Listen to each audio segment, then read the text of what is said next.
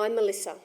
And I'm Lee, and we are busy mums, company founders, and all-round early learning nerds. Welcome to our podcast, Growing Little Humans. Kids aren't born with a user manual, so each week we'll try and cover many topics that you guys encounter and worry about each and every day while you're raising your little humans. Today, we're thrilled to have with us Melissa O'Donnell, a highly experienced behaviour analyst and neurodiversity advocate. Melissa is the founder of Meaningful Measures, who provide applied behaviour analysis services to a wide range of organisations, including healthcare, schools and government agencies. With over 15 years of experience, Melissa's passion is to empower neurodiverse individuals and their families by offering compassionate, high-quality care that enhances quality of life and promotes inclusion. Hi Melissa, thanks for joining us today to talk about developmental milestones. Can we start off with having you explain to us what is neurodiversity? Sure, great. Thanks for having me, guys. So neurodiversity is the concept that neurological differences are just natural variations in the brain. So things like autism, dyslexia, ADHD. So it's just natural variations in your brain rather than disorders that have to be fixed. And within this concept, we emphasize the unique strengths and perspectives of individuals with neurological differences and celebrate them. Okay, amazing. And so a lot of the time in the space we talk about developmental milestones. Can you explain what they are and why they are so important in early childhood? Yeah, so developmental milestones and markers are certain abilities or skills like talking, walking, or playing with your peers that typically develop at a certain age frame. And it's important because professionals and parents are able to monitor progress and see when their children are growing and developing so that we're able to predict if there's any challenges or needs for support and intervene early. And of course, that's pretty variable in some ways, isn't it, Melissa? Because, obviously some children walk early, some children walk late. So there's a bit of variance in that 100%, as well. 100%. And what does that mean though if they're not hitting them on time? A range of on time, I think. Yeah, so there's not a huge cause for concern if you're not hitting a milestone on time. Like you were just saying, every child is individual. It varies. Their pace is always going to be different. So when we would have some concerns or start to look at if we need extra support would be if there is multiple milestones that are missing across various domains or if there's significant impairment within one of the milestones. And are there any specific kind of warning signs that a parent can be keeping an eye out for that might mean there's a developmental delay or? Yeah, so I actually wrote some notes for this one because it does get into some of the technicalities of months. Okay, so let me go over some of the warning signs for different domains. Like physical development, we're looking at in years 0 to 2, we're looking at poor head control by 4 months and not sitting by 9 months, as well as not walking by 18 months. Now, this is going to change as you get older. So then we get into 3 to 5 year old, when then we would say difficulty with coordination, such as running or climbing stairs. So this is the physical domain. Do you want me to keep going and getting into some of the other domains? We'll definitely share these in the show notes for parents as well. Perfect. Thanks. Great. So speech delay, I would say no babbling by 9 months. So 9 months old, this is what you're looking for, just some babbling, or no single words by 18 months. Okay. Then when you're looking at older children, again, 3 to 5, we would look at limited vocabulary or difficulty forming sentences. The next domain I would think about is social or emotional. Now, the terminology is not important wherever domain you put it in, but these are just kind of to look out for, to be aware of. Some guiding marks. Yeah, some guiding. So if you notice something and you're like, this is the time to kind of, reach out to someone. So social and emotional, lack of smiling or interest in social interaction by 6 months. And difficulty making friends or expressing emotions appropriately once you get a little bit older. And then we have one final domain that we often talk about, which is cognitive. So when you're looking at the younger ages, we look at difficulty following objects with their eyes by 3 months or not imitating sounds and actions by 12 months. Right. As we get older, cognitive is trouble with basic problem-solving skills or like sorting shapes or following simple one-step directions. Okay. Well, that's quite a list of, a lot of different things that we're looking for, aren't we? Yes. Yeah, okay. And then again, this varies, and every child is different. And this is why I wrote down the notes, because these are specific standards that you look for in a benchmark. However, everyone is going to be different. And if you don't meet one of those, that's fine, Yeah. But like you said, concern is when there's across multiple domains, that there's an issue. So what would that look like, Melissa? You talked about to reach out to have some support. What would that look like? Yeah. And also, who should you reach out to, Melissa, as well? So this is going to be different depending on your region, So you might have support on the ground within your region, but your first frontline worker would be a pediatrician.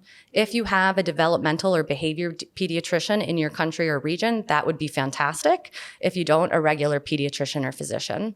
And then once you reach out to them, you can also look for specialists like behavior analyst, which is what I do, speech therapist, occupational therapist, and then don't forget the special education specialist, family and support development. There's a lot of different people within that niche, but I would start off with your physician. Pediatrician. Yes. And so when a parent does make that approach, what are the steps that are taken to evaluate that child and to see whether they are developmentally delayed? Yeah, so they typically do an interview at first, and then they do get into more of the diagnostic criteria where they would do more of the formal assessments. Once they do the formal assessments and can offer you a diagnosis, then you might look at referrals to different specialists who would have also more comprehensive reports based on speech, behavior, or motor skills. Right. And so as a part of that, early intervention obviously is critical. Why is it so critical for children with developmental, delays? Why, if you're concerned, should you reach out to someone, straight away? Yeah. So in the beginning, this is your critical growth period. So when you're young, this is when you're learning and putting a lot of those brain synapses all together. So that's why early intervention is so important, because if you have early intervention, you are reducing the need in the future for long-term care. So it's kind of like if you can get to it earlier, you might be able to support and put proper intervention in place in order to reduce that need later on. And there'd be no, because we're talking about a whole host of different developmental delays or conditions, for want of a better word, like autism or ADHD. So I'm imagining, Melissa, that there's no magic age that you would know by or that you would seek intervention at. So it's how young, though, do you find that some of these things can be picked up? And are there any of these conditions that we're talking about that they won't diagnose at too young an age? Yeah. So I think the research now states it's around 6 months is the earliest that it can kind of be picked up. This is hard, though. You're not going to see that very often. It's usually a little later. But 0 to 2 years, up to 2 years, you could see a lot of those warning signs that we had kind of spoke about. Yeah. So you can pick it up that early, and that is the time to get in there. However, some things won't be diagnosed until later, such as ADHD is kind of a tougher one. Sometimes it's in the later years, especially once you start going to school and noticing some more of these characteristics. Yeah. But my suggestion would be to go in as soon as you feel like, as a parent or a direct caretaker, as soon as you feel like something is off or you have a concern, better to go in earlier and them to say, no need, don't worry, than to wait and go in later when you could have had support earlier. Yeah, I think that's a really good explanation of what is early intervention, because I know it's one of those buzzwords, isn't it, that's out there, but not everybody knows exactly what that means, when's too early, and I think then, like you said, make more of an informed decision and your child can get support. And also follow-up, so like you can go in at 1 year old and, you have a conversation with your pediatrician and they say, nothing to cause concern right now. We're not going to do anything right now. However, if you go home and then 6 months down the line, you're, like, I don't know, go back, no problem, no problem. And also you can get a second opinion too, Melissa. I think that's often really important to know that, if you weren't perhaps happy or convinced with the first, you seek some advice elsewhere. 100%. And especially with developmental disabilities, something like autism might not show signs until later. And then one key characteristic of autism is that there's a regression. Right. So you might see them building skills and growing and developing up to 2 or 3 years old, and then all of a sudden notice a regression in speech. So this is another reason, again, you might want to wait to get a diagnosis a little bit later, but you should be going in at the start and then following up, and then you might get a diagnosis later. And what role do schools and daycares and community programs, what involvement do they have in diagnosing and supporting and performing? Well, I mean, obviously parents and caretakers are going to see your children the most often, you would think, but daycares, schools, and nurseries are also seeing your children a lot. Sometimes more than maybe parents or caretakers would be. So they're very important in noticing these delays that might require extra support. And they're very important in being advocates for the children. And then when we do diagnose, we use a very comprehensive assessment where you're getting input from everybody. So you're getting input from parents, you're getting input from teachers in the nurseries. And I would think too, Melissa, that the schools and daycares, because they have such a volume of children coming through, they would tend to see things in children maybe, and because you've got so many children together, when one isn't quite at the same level or is doing something different, it stands out a little bit to the teacher. Exactly. They have many more peers to compare them to. So developmental skills, you could see the differences across the classroom. And I think as well, a lot of the time with parents is that we always talk about, parents might say, oh, well, they don't do that at home, but we have to be mindful of they may be doing that at school because it's such a different environment, different people, lots of things, different things happening. So some things that you may not be seeing in the home environment may be, being shown in the overstimulating classroom and environment. In the school or nursery, you're being asked to do a lot more, whether it's going, math worksheets or whether it's walking to the bathroom. Where at home, it's usually a little bit less of demands. So there are a lot of different variables at play in the different environments. And like you were saying, there's just those professionals have so much more exposure to children and what happens in children's lives than maybe a parent. This could be their first child and they could be a lawyer, which, it's very different. They're very prominent people within the child's assessment process. And Melissa, are there any tools that parents can use at home to monitor their own child's development? So my favorite one is the CDC.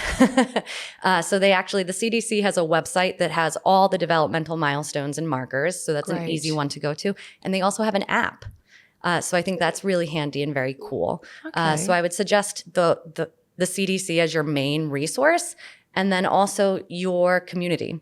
So this, again, is going to depend on what your community organizations are. I would say parent support groups are really important, advocacy groups, mental health and the whole psychology in general, and especially in the Middle East, is kind of booming right now. We're really, really creating more awareness and more space for it.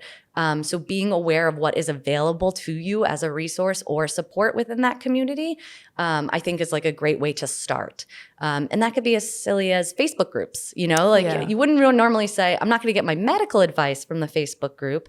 However, someone on there might have went through a similar journey or experience and says, hey, this developmental pediatrician is now in this area and they're really good at differentiating between the different diagnoses. Yes. That's important. And that's not everyone in the world is going to know that. Even if you're in the field, you're only going to know that from your local community. So I think that's really good advice to parents that are probably feeling really overwhelmed with, concerns about developmental delays. But is there anything else that you would recommend to parents that are feeling that way? Any final sort of advice that you would give to them? I would say just don't feel alone. You know that everybody is on, there's a lot of people on the same journey as you. Yes. Join the different groups. Reach out for help sooner than later. Don't be ashamed. Don't worry. There's a lot of help out there for you. And just start the process earlier than later, and you'll be very happy you did. I think that's really, really good advice for parents, for sure. Absolutely. Excellent advice. Thank you so much for joining us today, Melissa. It's been great to speak to you. And we are going to include in the show notes all of the things that we've talked about today, and also how parents can contact you directly as well, Melissa. Fabulous. Thanks so much for having me. And here come the legals. Our podcast is purely brought to you for educational and entertainment purposes. We are just two hectic mums, and we are certainly not licensed therapists. This podcast is not intended as a substitute for the advice of licensed or qualified professionals. And if you do need some help, please seek out some professional advice.